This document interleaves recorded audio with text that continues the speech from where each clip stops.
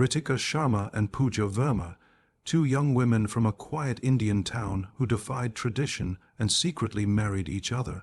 But within weeks, one of them vanished without a trace, and what began as a love story quickly unraveled into one of the most chilling and unsolved mysteries the country has ever seen. In the small town of Haldwani in Uttarakhand, life usually moved at a predictable pace. Markets opened early, children rushed to schools, and gossip spread quickly from one tea stall to another. Among the thousands of families living there, two young women, Ritika Sharma and Pooja Verma, were trying to hide something that went against the grain of tradition. They had known each other since college, first as classmates, later as friends, and eventually as something much deeper. What started as late night study sessions and whispered conversations grew into a relationship that neither could ignore. But in a conservative town where women were expected to marry men chosen by their families, their love became a secret they protected more fiercely than anything else. By 2017, the pressure around them grew unbearable. Ritika's parents had already begun discussing potential grooms, while Pooja's family constantly reminded her that her duty was to marry well and bring respect to the household. For the two young women, every day became a battle between fear and longing. They realized that if they wanted to live together, they had to act before society and family separated them forever. And so, after months of quiet planning, they decided to marry in secret. The ceremony took place in a dimly lit rented house on the outskirts of the town. A few close friends, who understood their struggle, were the only witnesses. There were no decorated mandaps or music, filled processions, only two garlands hastily bought from a roadside florist, a Mangal Sutra, and vows exchanged in hushed voices. For Ritika and Pooja, it was not about grand rituals or social approval. It was about survival, about carving out a small corner of happiness in a world that refused to acknowledge them. For a brief time, they tasted freedom. They cooked meals together, laughed over silly things, and imagined a future where no one could tear them apart. But happiness in their world was fragile. Neighbors began noticing the unusual arrangement of two young women living together without family. A landlord whispered questions, shopkeepers made remarks, and soon the gossip spread through the narrow lanes of Haldwani. The story reached their families quickly, and what followed was not joy or even curiosity. It was outrage. Both families considered it a disgrace, a shame that needed to be silenced. The marriage, which for Ritika and Pooja was a declaration of love, became for others an act of rebellion. And in that clash between personal freedom and societal judgment, the seeds of a tragedy were quietly sown, waiting for the right moment to unfold. Barely 2 months after the wedding, the fragile world Ritika and Pooja had built together began to collapse. It started quietly, with Pooja disappearing one evening without a trace. According to Ritika, she had stepped out around dusk, carrying a small cloth bag, saying she was going to buy vegetables from the nearby market. Hours passed, the shops closed, and the night turned silent, but Pooja never returned. Ritika waited on the balcony, her eyes fixed on the street, expecting to see her familiar figure any moment. When the first rays of dawn touched the town, she realized something was terribly wrong. The police were informed the following day, but the response was slow and indifferent. At first, officers suggested Pooja had simply run away. Many believed she might have returned to her parents' house after an argument or perhaps regretted the unusual marriage. But when Ritika contacted her family, their cold denial raised more questions than answers. They claimed to have no knowledge of her whereabouts and showed little interest in helping to find her. The lack of urgency shocked Ritika, yet it also hinted at a deeper hostility. Perhaps they didn't want Pooja to return at all. Witness statements only deepened the mystery.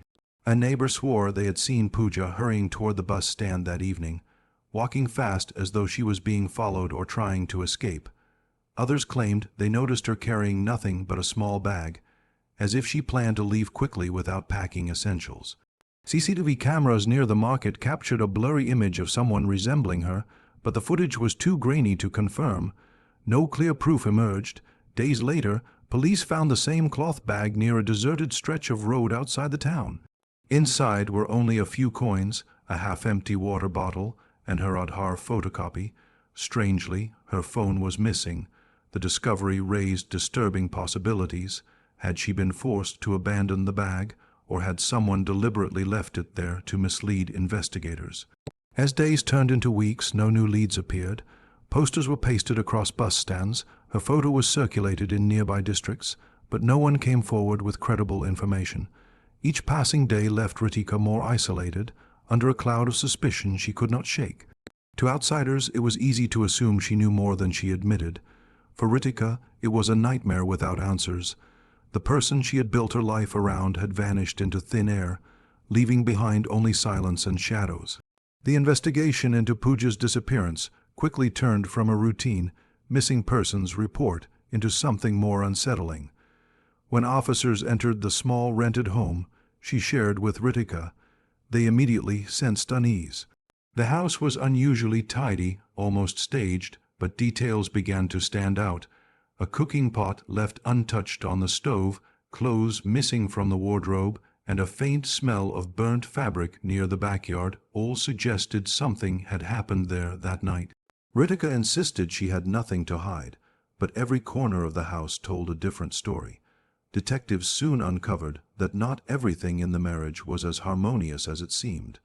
Ritika's diary, recovered from a locked drawer, contained entries that painted a picture of mounting strain. In one entry, she described her fear of being abandoned. In another, she hinted at heated arguments about money and the pressure from the outside world. Though nothing in the diary directly suggested violence, it revealed a fragile emotional state and a deep insecurity about the relationship. For investigators, this was a crucial piece of context. Was the disappearance voluntary, or had it erupted from conflict? The landlord of the property added to suspicions. He claimed he had heard shouting on more than one occasion, arguments that sometimes stretched late into the night. One evening, just days before Pooja vanished, he reported hearing a loud crash, followed by silence. A different neighbor mentioned noticing smoke rising from the backyard late at night. When police searched the area, they found traces of burnt cloth buried in the soil. Tests later showed the fabric was consistent with a woman's clothing, though there was no proof it belonged to Pooja. The most disturbing discovery came from inside the bathroom. Underneath the drain cover, forensic experts detected faint traces of blood. Samples were collected, but due to poor preservation, they could not conclusively link it to Pooja. The evidence was enough to cast a heavy cloud of suspicion over Ritika, though not enough to prove guilt. When questioned, Ritika remained firm in her claim that she loved Pooja and would never harm her.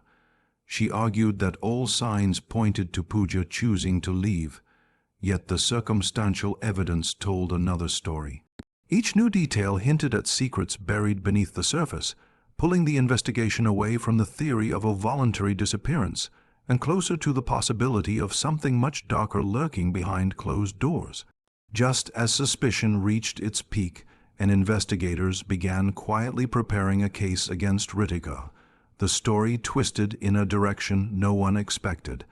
A plain white envelope arrived at the local police station, addressed only to the lead investigator. Inside was a single handwritten letter.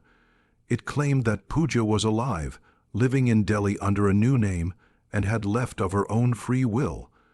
The writer insisted that Ritika was innocent and should be left alone. For a moment, the discovery seemed like a breakthrough, offering the possibility that Pooja had simply chosen freedom. But almost immediately, doubts surfaced. The handwriting appeared oddly familiar, its curves and slants resembling Ritika's own style. Handwriting experts were called in, and their assessment was inconclusive but unsettling. While there were strong similarities, there wasn't enough evidence to declare it a match.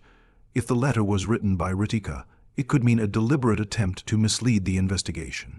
If it was not, then someone else had stepped into the case with motives still unknown.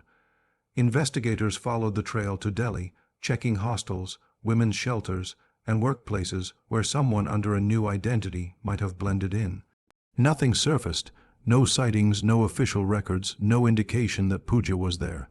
The lead dried up, but before the case could stall completely, another shocking discovery emerged. Transactions from Pooja's bank account were flagged in towns far from Haldwani.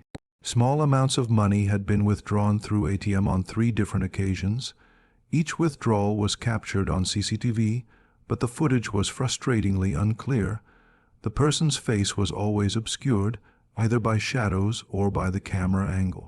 Investigators could not confirm whether it was Pooja herself or someone else using her card. What puzzled them further was that the account had not been touched in the weeks immediately following her disappearance, only to suddenly become active months later. This left 2 competing theories. One suggested that Pooja had orchestrated her disappearance, quietly moving across towns and taking money when she needed it, perhaps determined to cut ties with everyone. The other theory was far darker. Someone else had gained control of her account and was using it to create the illusion that she was alive. Both scenarios left Ritika's role unclear. Was she the deceiver, creating false trails to cover her guilt, or was she a victim herself, trapped in a web of lies spun by forces she couldn't fight? The investigation, once seemingly close to answers, was now mired in confusion. Years slipped by, and the disappearance of Pooja Verma slowly transformed from an urgent investigation into a cold case buried beneath dust and unanswered questions. The police file remained open, marked unresolved, but the energy behind it dwindled. Officers were transferred, priorities shifted, and the mystery of what happened after 2 young women dared to marry each other was left hanging in silence. For Ritika, however, the shadow never lifted. She remained in Haldwani, living in the same town where whispers followed her everywhere. Neighbors eyed her with suspicion, branding her guilty even though no charges were ever proven. Speculation became the only certainty. Some in the community were convinced that Ritika had killed Pooja in a fit of rage or despair, disposing of her body in a way that left no trace. The burnt fabric, the traces of blood in the bathroom, and the mysterious diary entries all seemed to support this belief. Others dismissed the murder theory and instead believed Pooja had staged her disappearance to escape everything: her family's hostility, society's judgment, and perhaps even the pressures of her marriage. They argued that the ATM withdrawals, however murky, were proof she was alive, moving from place to place under a new identity. What disturbed many was the silence of the families. Neither Ritika's nor Pooja's relatives pushed the police for answers. It was as if the case embarrassed them more than it worried them. For them, perhaps, the easiest solution was to erase the story altogether, pretending it never happened. Witnesses who might have known more kept their distance. Even those who had initially spoken to police later withdrew, giving vague or contradictory statements. The anonymous letter that once arrived at the police station still sits in the case file, yellowing with age, its mystery unresolved. Was it Ritika's attempt to cover her tracks, or was it the work of someone who knew where Pooja had gone?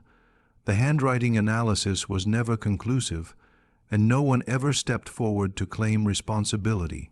That single piece of paper remains one of the strangest clues, a reminder of how close the case came to clarity before dissolving again into doubt. To this day, the truth has never been uncovered. The story of Ritika and Pooja lives on in fragments, half-believed rumors, and unanswered questions. Was this a love story destroyed by society, or a crime hidden under layers of deception? The world may never know, and perhaps that is what keeps this story alive, the haunting possibility that the real ending has yet to be revealed.